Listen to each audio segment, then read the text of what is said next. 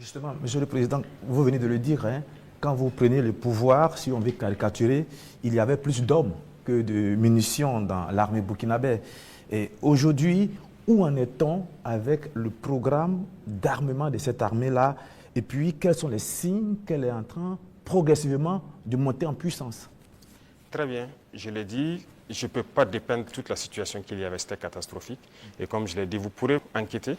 Il y a peut-être même dans cette salle des militaires qui étaient sur le front, sans armes. Ça existait dans notre armée. Donc ce sont des situations, on croyait que c'était juste, je ne dirais pas de la mauvaise foi, mais une situation incompréhensible. Pour nous, il y avait les armes et on refusait de les doter. Mais quand on a été face à la réalité, très vite, on s'est résolu à chercher d'abord à armer l'effectif qui était là. Et là, ça a été la croix et la bannière. Parce que beaucoup de puissances ont refusé de nous vendre les armes. Et donc, on s'est tourné vers ceux qui avaient envie de nous vendre les armes. Très vite, on s'est équipé. On a recruté les VDP, on a pu payer tout ce qu'on voulait. Le processus, nous avons fait un plan d'équipement pour une montée en puissance. Et comme vous le constatez depuis maintenant 2 ans, les équipements commencent à rentrer. C'est toujours pas fini.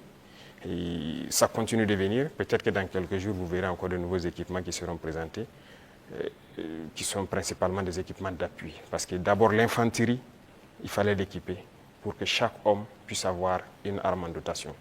Ça, c'était un gros défi. Nous y sommes. On continue de recruter, comme vous le constatez. Chaque année, c'est entre 10 000 et 15 000 hommes qu'on recrute. Ça, c'est un effort considérable. Parce que, quoi qu'on dise, l'adversité est là. Et le volume de terroristes augmente parce que les impérialistes recrutent beaucoup de mercenaires qui viennent au Burkina Faso pour combattre. Donc il faut qu'on s'adapte à la situation. Et maintenant, nous avons notre troisième phase qui n'est plus d'acheter, mais de fabriquer nous-mêmes. Et nous sommes aussi là-dedans. Donc c'est ça la montée en puissance. Il faut bien s'équiper, mais aussi créer une industrie de défense.